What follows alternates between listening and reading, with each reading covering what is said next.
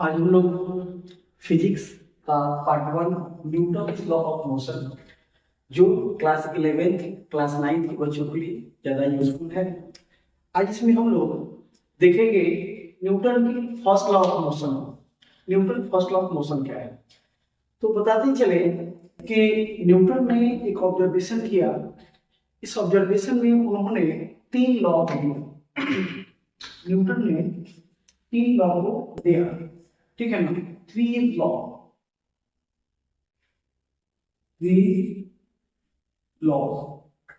3 law को दिया।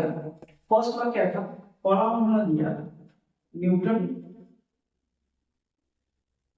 First law of motion, first law of motion. इसके बाद Newton second law of motion. इसके बाद जो है न्यूटन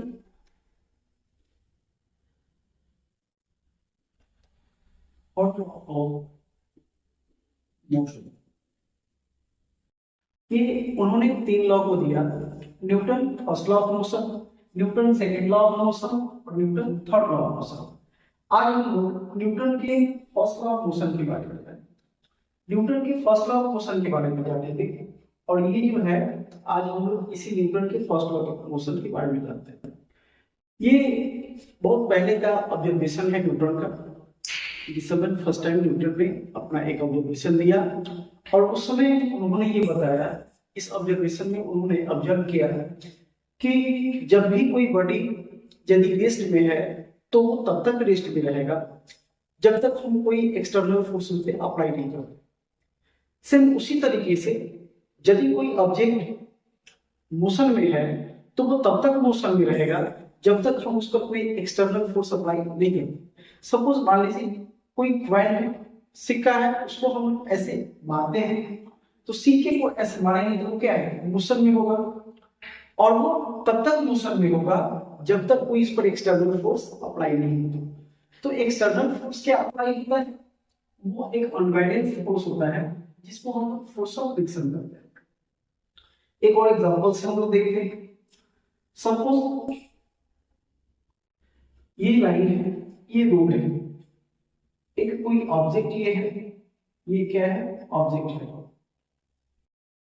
और इस पे यदि हम लोग कोई फोर्स अप्लाई करते हैं, अब ये क्या है, रेस्ट पे है, इस पे यदि हम कोई फोर्स अप्लाई करते हैं तो ये मोशन में होगा, और ये तब तक मोशन में होगा जब तक इस पे हम लोग कोई अनबैलेंस फोर्स, मतलब कोई भी अनबैलेंस फोर्स इस पे जब तक अप्लाई नहीं करेंगे तब तक ये मोशन में रहेगा, ठीक है।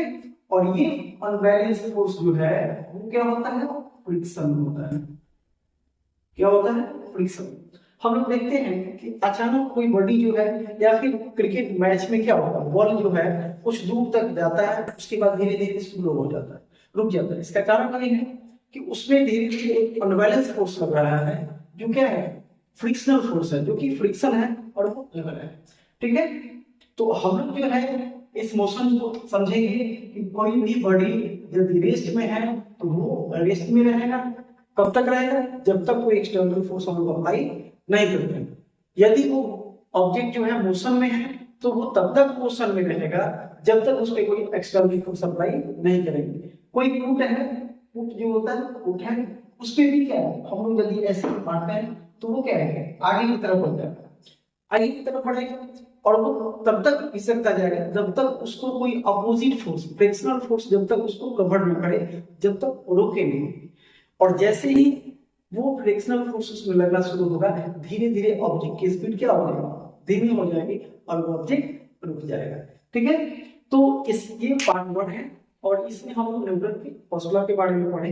इसको हम लोग न्यूटोनियन लॉ भी करते हैं। इसको चूंकि न्यूटन ने अपने लॉ का शुरुआत ये फर्स्ट लॉ से ही किया था, इसलिए इसको हम लोग न्यूटोनियन लॉ भी करते हैं, ठीक है, या फिर इसको हम लोग लॉ ऑफ इनर्शिया भी करते हैं, ठीक है। तो इसमें हम लोग न्यूटन लॉ को पढ़े, इसके बाद पार्ट 2 जो है उसमें सेकंड लॉ को देखेंगे, ठीक है।